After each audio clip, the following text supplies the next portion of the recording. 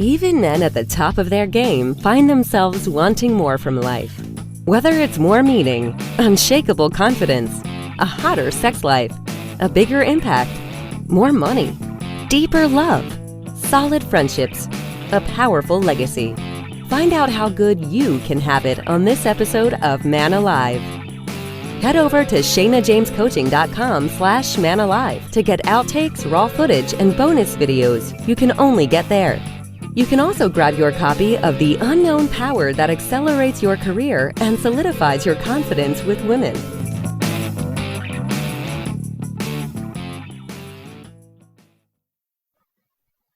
Welcome to this episode of Man Alive. I'm excited for today's conversation. I think I say that every time, but it's true because I only have conversations with people I admire and respect and really even adore. So I have an amazing men's coach with me here today, Steve Horseman. Welcome, Steve.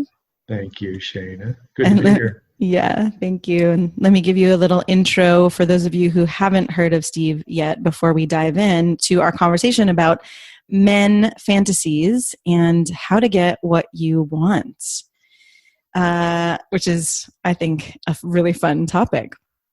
So Steve Horseman finds good men who are in the grips of emotional rejection, self-doubt, sexless marriage, or pending divorce, and shows them a new way to live their life.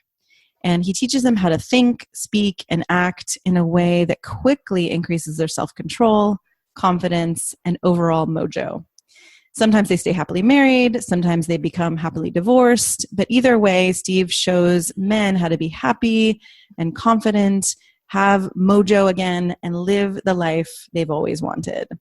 And, you know, firsthand, I've actually witnessed Steve coaching other men, and I've gotten to join in on, virtually. I came in on one of his men's retreats, and we've done webinars together and coached men together. We've done what we call a threesome, where we coach men together. And, I'm continually impressed, Steve, by you and your power, and also the way you really integrate your power with your love and care, both for men and women. So I'm excited to have this conversation today about fantasies, which, if you take the heart out of this conversation or the vulnerability out of the fantasy conversation, it can become a lot more challenging, especially for women and then for men to get what they want. So, we're here to help you as a man listening have more of what you want in your sex life and your fantasy life.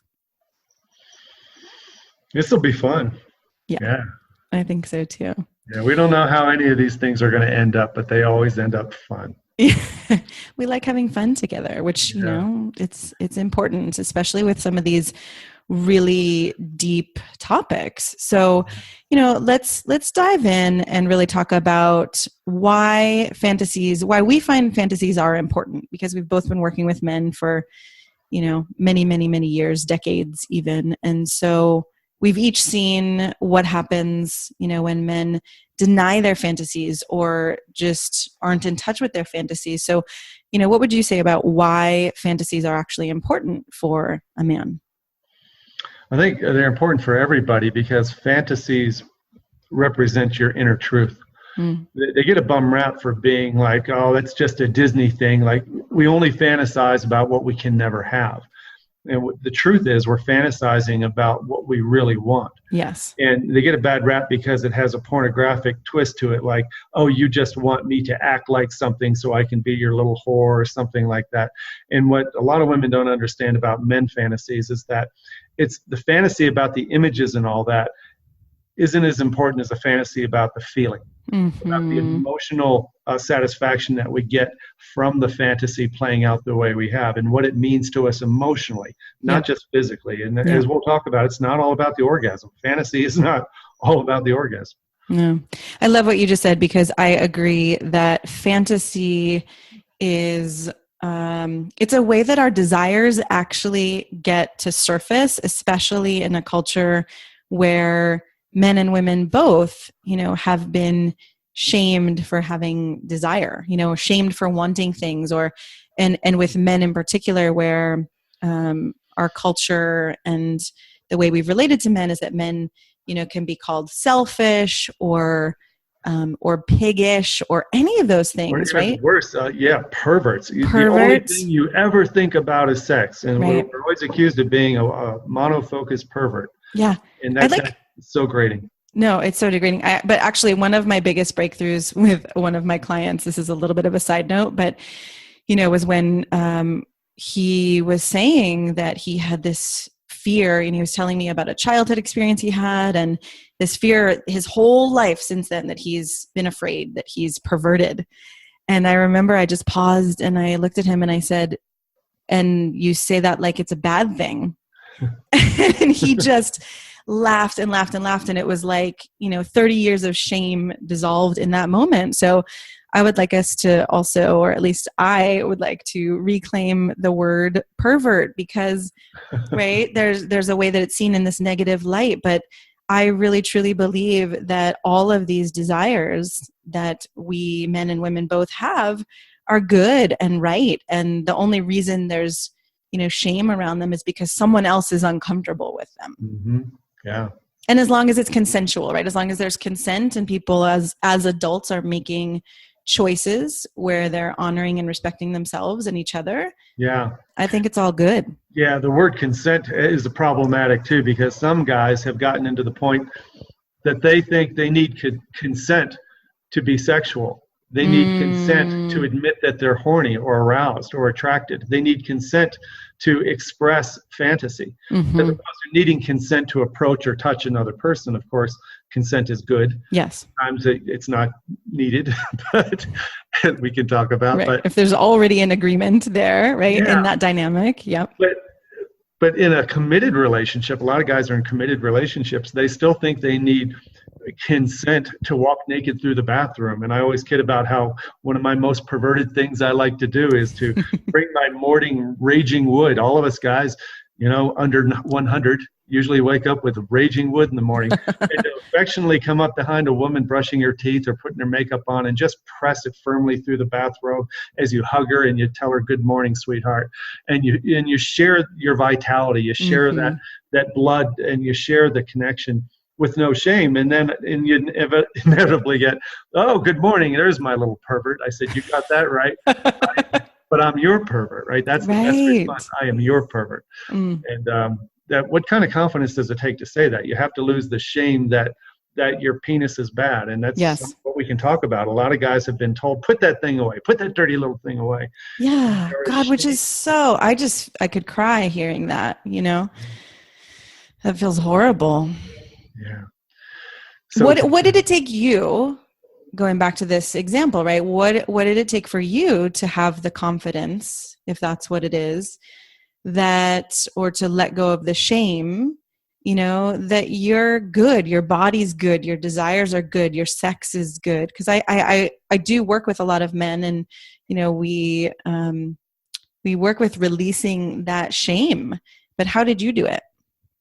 Wow, there's a lot of work. I had coaches and I've done tons of research and reading, but the most important thing is that looking inside yourself and finding where you're worthy, finding that you are not a pervert, that you're not a dirty little boy with a dirty little penis, and understanding that human sexuality and desire and fantasy is the most natural, normal thing in the world. That's only one part. The next step I had to figure out is, how can I say that out loud? Yes. Let alone to Shayna James on video. Yes. But how can I say it out loud in my own kitchen? How can I behave as a man to where I'm not too tied up about the responses from my partner? Yeah. Me being sexual. How do I let go of their rejection of me or their disapproval? Yes. Crush me and make me go back to my little boy stage. Right. Well, that's huge what you just said, right? So even if we just slow it down and pause there, it's like, right, how do you say these things? And whether you get a yes or a no, how do you not feel crushed? How do you not feel crushed by rejection? And, right, how do you be with a woman who, and again, on the side when I work with women on that kind of shaming, blaming, sharp, attacking, we as women have to get rid of that. It's just deadly. But how do you as a man, I know that there's a way as a man you can meet shame, blame, attack, and actually what would I say, move through that to a place where you're not collapsing, you're not agreeing with her, you're not attacking her, right? How do you do that? Yeah. It's through deep understanding of where her responses come from. Mm-hmm. Brene Brown says, when somebody tries to attack you with shame or blame, calling you a pervert or misfit or dirty, it's coming from a place inside of them. So this is all about not taking things personally, because when someone's shaming you, there's something going on with them and it's not really about you. Our first instinct is to feel shame, and all of a sudden we recoil. Yes. But you can stand in rejection, in disapproval, or shame from another person. And in this case, we're talking about your partner, a woman. And know that a woman who is criticizing you, brushing up against them sexually, is probably always had issues about their own sexuality. Mm-hmm. And one thing you're doing is inviting her into a space, and this is the type of passive leadership we were talking about in our intro, that I can stand comfortably in my sexuality. I can invite you to it. Whatever shame you're feeling or have had in your life, I accept you for who you are. I don't expect you to touch me or give me a blowjob or make me happy. All I want to do is invite you into an environment to where we're not ashamed of our bodies. Mm-hmm. The only way I can do that is to shamelessly show you that I'm not afraid to show you mine and share mine. Yeah. And I'm okay with me. Yeah. And that's right. And I'm okay with me. And whether or not when I work with men, there's a lot of, all right, you probably will not choose to be, with a woman if she's going to continually reject you, right? We do for 20 or 30 years. Right. But then some men actually do, so there's that choice. Right. But there's a way also of finding that strength in you, right? I'm okay no matter what. I'm actually amazing. And I think you were the one who said this before, where you work with men sometimes, like, it's like offering yourself is like offering a bowl of ice cream. Yeah. Right. And it's like, wow, if you don't actually want this, that's kind of strange. Or like, it's so amazing. How could you not want this? Or how could you not want me? Again, not in that moment, like it needs to get sexual or something specific needs to happen, but to actually come forward with, I'm incredible. My sexual desire is incredible. And if you don't want me, not that there's something wrong with you, but it's more your thing than mine. Yeah. Yeah. There's empathy for the anxiety and the stress and insecurity that everyone has with sexuality. The big leap that you and I are talking about is seeing yourself as sexually valuable is the best work a man can do. Mm-hmm. Understand that becoming sexually valuable, attractive, and desirable isn't really measured outside of you. Yes. Yes. Yes. Second grade, how women look at us and little girls talk to us is the ultimate measure of our sexual worthiness or even emotional worthiness. And so the work you and I do is help men understand that that's instantly giving away power to the world to define you. When you get into manhood in your 30s, 40s, and 50s, a lot of my guys are in their 50s just figuring this out like I did. Mm-hmm. You go, wow, if I would have only known at 20 that I can show up in front of every person and know that I'm okay, I wouldn't be looking at them for the validation. Right. Because the minute you're looking for it, you've given away your power to believe in yourself. Mm-hmm. Mm-hmm. Self-belief is really important when it comes to sexual fantasy and not having shame about your sexuality. Yeah. Yeah. I was just thinking of a session I did recently where I was having a man practice saying, I want to take you on a date, and then I want to kiss you, and even I want to make love to you, and I want to fuck you. And, it's different clearly because we are role playing in a way, but it's really powerful to see what comes up as a man says those things, especially to me as a woman, and then get to look at, wow, what is the shame? What is the fear? What are those old stories? I got a quick story for you. I was working with a guy who he loves going down on his wife. She doesn't like it so much. She's not crazy about it. He dreams about going down on her all the time. He loves to eat pussy, right? He loves it. He even likes saying that out loud to himself, but he's ashamed of it. But he finally told me, and he felt ashamed to tell me, but I love to eat pussy. Because I know you do, brother. Most of us do. I said, what would be the one thing you could do, the most outrageous thing you could do to release the shame over that? That if you did this one thing, you would be released forever of shame, that you'd never be afraid to say it again. He goes, the worst thing I can imagine is telling my mother that I like to eat pussy. Wow. I said, well, why not? He goes, what do you mean? I said, why not? So this guy does. He goes over to his mom's house in the morning one time to get some. First thing in the morning. Here, Mom, here's your morning paper and coffee, by the way. I like to eat pussy. He said it. And she turned and she goes, well, that's nice, dear. What do you want for breakfast? She just totally, and he's going, wow, he spent like 30 years not saying this out loud. And right. Her response was like nothing. Most guys hear this story and they're rolling their eyes going, that's bullshit. You should never subject your mother to that kind of talk. Believe me, your mother has heard this kind of talk. She's thought about this talk. Yep. She's thought about a man. She's had sex. Exactly.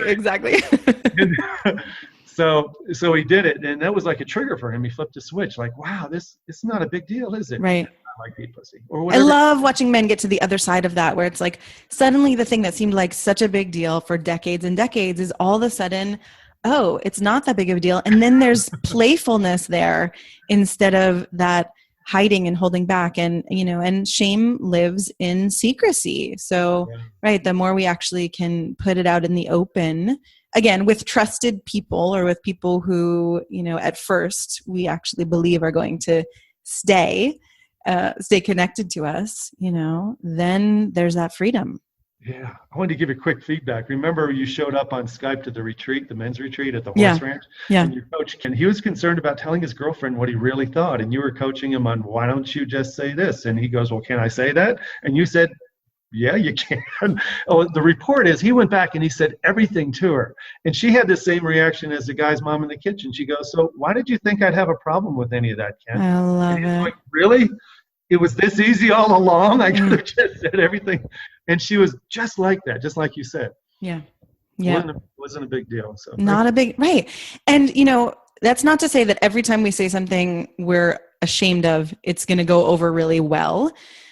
But often what I've found is that when men take that risk, it's scarier before than it is during, right? Because during it's like, oh, this is my truth. This is my power. And there is a way that I think you and I guide men to that place of, right, whatever she says is less important than you actually just being honest with yourself and putting it out there. Yeah. Right. And it's interesting. I'm noticing where, right, we start out talking about fantasies and then we go into, all right, all the things that keep men or women as well from just having, an okayness or a rightness with fantasy. So yeah, it's interesting to see, that there are so many things that we can put in the way of fantasies, which are so enlivening and exciting. Yeah. Can we get a little edgy here? I don't know if you gave a warning on this. I'm like, wow, I'm going to have to put definitely graphic, because if you think we haven't been edgy so far, then I'm so curious to see where we're going now. We spend so much time in this space, we kind of get immune. We have to get really edgy to feel, we keep. All right, bring it. What's the next? It's edgy. It's about oral sex again. It's, we were talking about what the fantasies really mean emotionally. So I work with a lot of guys, and we all share a common fantasy about having a woman go down on us, giving us blowjobs. And this guy happens to be 62 years old. He's extremely virile, very active, very fit, and he's got 20 more years of vital sexuality in his blood. Yeah. His wife doesn't like touching him, seeing him naked. And what he wants more than anything, which is what a lot of us guys really love, is oral sex from a woman. Yeah. Not just obligatory, not let's get it over with. No way, right? That doesn't feel good. Yeah, but I said, why is that important to you? Why is that such an important fantasy? He goes, because what I don't think she understands is the warm feeling of acceptance that I'm not dirty, that I am attractive, and that I'm desired, and that the idea of my cock going in her mouth and her enjoying it and looking at me and smiling, and which is what you see on pornography a lot. That the directors in porn movies know that men love the feeling of feeling accepted for their body. Right. And feeling loved. It's like, right. I imagine that is kind of love in action in a certain way, right? There's all different ways to love, but right, to feel loved in that really physical way. It's so intimate. Yeah. And for a lot of guys to say, well, of course we like blowjobs, but for him to say the real reason is because sometimes Yes. I feel unloved, Yes. sometimes I feel unattractive, sometimes I feel unaccepted, if that's a word, undesired. And if women could only know, this is not a ploy to get women to give blowjobs. It's a ploy for empathy, right? For understanding that our little boys, like when you treat us as a whole person, including our genitalia that we've been shamed about forever, it makes us feel like we belong. Yeah. And the result is that it fills us up and makes us want to go slay dragons for the world because we feel whole and we feel appreciated. Yeah. Well, and what I also, right, it speaks to what I've thought for a long time as I've sat in front of rooms full of men and looked out and thought, wow, if each of these men felt loved and cared for and accepted and, you know, and sex is a part of that, right? And well, you know, well sexed or however you want to say it, right? I think the world would look very different. I think men would be much more, you know, less likely to go out, and this is a bigger topic, right? Less likely to go out and create war and all of that, which is definitely my fantasy. But I love what you're saying, where so often fantasies that are sexual, you know, they're not just a physical component. They're so much deeper. And, you know, and sometimes we can have fantasies too that aren't even a sexual act. You know, it's like, oh, I really want a man or a woman to, you know, let's say a woman in this case, to put her arm around me and just hold me so I can just lay there in her lap and feel cared for, you know, and whatever they are, I love supporting men in, you know, no matter how pure and innocent or passive or surrendered or how wild and, you know, dominant and powerful in that way, that whole range of fantasy is available. Yeah. I wrote an article a while back. It got a lot of press on the Good Men Project called A Married Man's Secret Tears. And it was about the fantasy that men have that women don't know about. Talked about how women fantasies in the romance novels and how that leading man is a fantasy that women have. They're so popular because women have this very predictable kind of fantasy that has a certain order to how it plays out. But I wrote a fantasy for a man, and he was in his truck with his wife. They've been married 13 years. They have 2 kids who are staying finally with the grandparents, and they're headed to Las Vegas. They're heading west into the sunset on a hot desert highway toward Las Vegas for a hotel for a night alone for the first time in 3 years. Oh my God. And he's felt like he's been at the bottom of her totem pole, and he's been disregarded and disposed of as a man and a husband. And she reaches across the seat of the truck and grabs his hair and starts massaging his neck. And then he catches her staring at him out of the side, and he looks and he goes, "What's that look for?" And she goes, "I just want to tell you how much I appreciate you making us do this. We really needed this. I'm so happy you're my man. I'm really looking forward to this weekend." And the end of the story is that he didn't know what the last 100 miles went like because his truck just drove itself because he was on cloud 9. Right. And guys read that and they cry. I'm getting emotional saying it all over again. And I wrote the damn thing. But that's a fantasy. It's a fantasy of acceptance and love. And man, that can lead to sex, right? They might have had sex. But right. Some Yeah. people It's so moving. Yeah. It's so moving, you know, and for you listening again, I feel moved by the imagining you starting to feel like, oh my God, these fantasies are okay. Whether it's about this, you know, being touched or on the nape of your neck and being told that a woman appreciates you, you know, or whether it is more what we would consider dirty or naughty or sexual, that all of that, I mean, just take a moment and imagine that all of those fantasies are actually good and right. And from there, and actually I have something, you know, for you that I'll put a link under here. That's how to have a conversation where you entice your partner with your fantasies, you know, because that is an art. The communication is an art, and how not to scare someone else off with your fantasies is an art. But the foundation of it is coming from this place of, they're good. I'm good. This is all, you know, it's all okay. It's all right. It's all amazing. I love it. And the opposite of that, the opposite of I'm good and it's all right, is it's an interrogation of her femininity. Why don't you like me? Why don't you like sex? What's the matter with you? Why can't we have more sex? Why can't we do this? And it's a complaining, blaming, shaming energy that we get into, us men. I'm admitting it.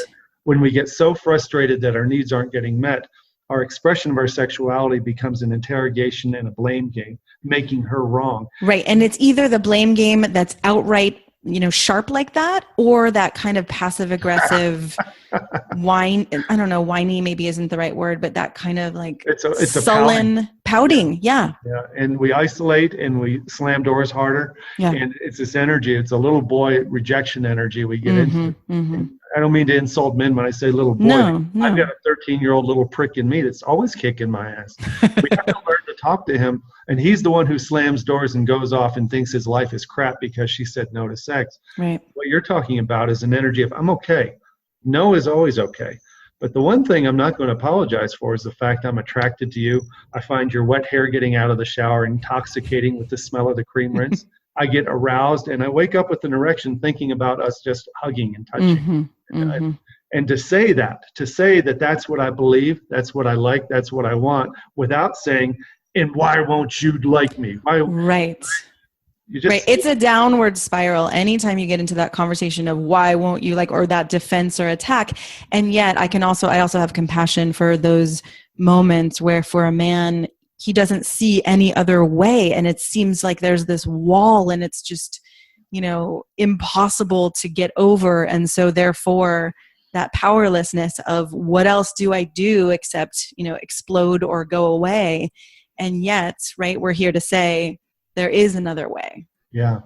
And it's that very energy that makes matters worse, of course. The more tense we get, the more blaming, the more upset we get, the worse it gets. I talk about training horses a lot because I use that as a metaphor. And a horse can sense as soon as you get frustrated or impatient with it not doing what you want it to do, it runs for the hills. And women have a very similar sensibility. As soon as they feel judgment and disapproval and frustration and anger, they have no choice but to turn their body away and move the other direction. Well, right, because it's not safe. I receive men's anger. It's one of the things I actually feel, again, really moved to do is receive a man's anger to help him release his anger, especially in a coaching context. And sometimes even in a partnership context, where, and we can even play with it even sexually. But if it's coming at me and it's not this shared, we haven't decided together, okay, we're going to play with this anger and give it a space to come out, especially sexually, it becomes unsafe. I have this memory from, I don't know, years or decades ago, and it's really fuzzy at this point, but I just remember saying, you cannot bring your anger at me while we're having sex in that way. When I haven't agreed to it, it feels horrible. It was devastating. So, and I think a lot of men don't actually see the potential for, wow, I could be on the same team as my partner and we could actually play with this together. And there may be a way that she could express it, or, that she could help me get it out. And so then again, it seems like there's no other choice but to just, lay it out there. Right. But yeah, I'm just, I'm thinking of that, right? Why it becomes so horrible for a woman is because it really feels unsafe. And then it sets up this dynamic where the trust is broken. Yeah. And for a woman to open her body sexually, without trusting, oh, I'm going to be safe, I'm going to be loved, I'm going to be cared for, it rarely happens that way. Wow. I wanted to ask you a question about, us guys are very curious about what women fantasize about. We have a lot of go-to fantasies. We have the scene, we direct them, we know what happens, who's doing and saying what. We know the whole thing in our fantasies. We like to believe that women have fantasies too. Although if we ask them, or if we try to ask them, it feels uncomfortable that it's an attack. Or what do you think a man could do to find out if his woman is fantasizing? And if so, yes. and if she won't tell him, what is she probably fantasizing about? Maybe you can say what she's probably. Yeah, right. Well, because so right, if you click on the link, the 6 steps to entice your partner with your fantasies, again, you'll get a little bit more of that laid out, how to have that conversation and how to share your fantasies and get to know your partner's fantasies. And again, it may be a woman, it may be a man. You and I tend to work more with heterosexual men, so it is geared toward that. But, I always like to say it can work beyond gender. But honestly, I've heard the gamut of sexual fantasies from women, ranging from, again, these really sweet, pure desires to just be held or babied or, have a man be more like a daddy or a professor or, someone who's really in charge, to the whole other end of the spectrum of, I want man after man to fuck me and have, 8 men in a row or whatever it may be, or just like have every inch of, their body covered by different men who are doing different things to, and again, they all come from different places, right? Some of it's about pleasure, but like we were saying before with men's fantasies, there's usually something so much deeper, beyond the pleasure around the ability to either surrender or feel loved or feel powerful or feel wanted. All of those, again, go to a deeper place. Yeah. I can imagine a guy listening to what you're saying is going, wow, wow, wow, wow. But so if I don't know what she's thinking, I could really screw this up if I'm going to try to play the wrong role. I don't know whether to be passive, assertive, controlling, aggressive. Right. And that's why asking in one of my programs that I created, which I think Authentic Magnetism, this was in one of the pieces of it, was, men say, well, how do I know that? Or actually there's this idea that as a man, if you don't know something, about a woman or about her body, about her sex, about her fantasies, about her emotions, that somehow that makes you wrong or weak or undesirable. And yet I, as a woman, can say that if you think you would know one woman based on the experiences you've had with another woman, or if you think you know one woman based on how she was yesterday, because we have this hormonal cycle where we literally, it's maddening for me, I will say, and for many women I know, that we feel different pretty much every day of the month and every day of the year, and what we like changes. So the only consistent thing that works in there is to ask. And you can ask in a way that is so hot and connected. It's not this apologetic, oh, honey, I'm sorry, I don't really know your fantasies, but would you tell me them? It's like, I want to know what turns you on. I want to know what lights you up. I want to know what you're dreaming about and fantasizing about. I think a lot of women would have this jaw-dropping reaction, especially if you've been married for a long time and this has not been a part of the conversation. Yeah. And actually I gave this little 5-minute talk at a public speaking group last night. It's a women's group.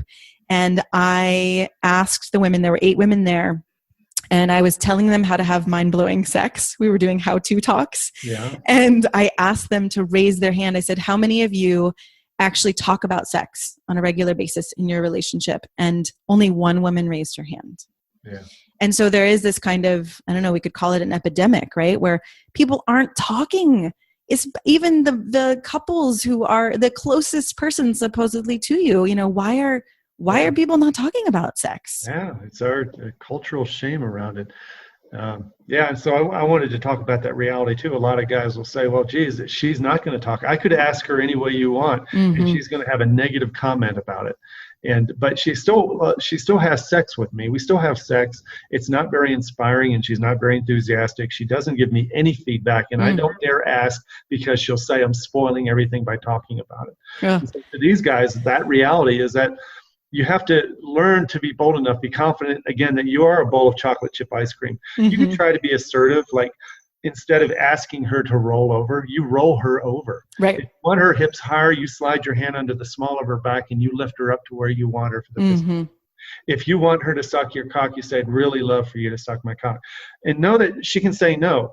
Now, if she wants to be the director in her fantasies, the director, the writer, the music producer, all that, You allow her the safety and liberty of saying, I don't think so, or no, or that's uncomfortable. But you just keep trying different things and reading her. Oh, right. You're saying you allow her to say no to certain things, or you allow her to say that doesn't work for me. Yeah, you make no safe. But then you can, no is safe. But then you can also say, okay, so what would you like? Right? What would be exciting for you? Yeah, and some women won't even answer that. So what they'd rather him do is just try something different. Right. I don't want to say, lick my clit on the right-hand side. I cannot say those words, right? I'm serious. Some women cannot say No, it's true. Actually, I've talked to, and I just said this in another one of the conversations I had about saying no to sex, where many women who are powerful out in the world, very strong, independent women have a hard time saying, will you touch me like this? I just imagine that scene I was just talking about, lick my clit on the right-hand side. It gets into a battle of my right or your right. And then it all goes wrong. And then it all goes right downhill from there. But which would be another great conversation of how to not have something like that go downhill, and how to be able to give each other that in the moment feedback and tuning, right? Or maybe we could call it tuning instead of feedback. So how we can all actually have the pleasure and the intimacy that we want. Yeah. So we could talk about this forever. I think I would like to know, if there was somewhere you were going, let's finish that up. And then let's also really just look at what do you want to leave a man with? What would be, the most important thing you think? Well, the last part of the title of your podcast is how to get what you want. And that's a big reason why a lot of guys click on this, is because they really want to get what they want. And it starts with knowing how to be a man who gets those kind of things. Mm-hmm. So many of us have been trained as young boys that we only get what we want by controlling or pouting or manipulating or forcing, whatever. It's a competitive spirit. The kind of man who gets what he wants is the kind of man who learns how to lead there. He learns how to be that man. He comes from the place of sexiness and openness and transparency and unabashed sexuality. That's the kind of man who gets what he wants. He doesn't need her to make him that way. Doesn't need her to approve him, and he doesn't even need her to be that way, because he already is coming from that place. Yes. As we talk about, it's not a place to get to. Sex and sexuality is not a place to get to. It's a place to come from, and we have to learn to lose the shame before we can do that productively and safely. Yeah. Does that make any sense? Yeah, it does. It does. And that, and there's so many different ways to do it. You can do it through coaching like we do. There is therapy. There are workshops where you can even, get physical or sexual practice.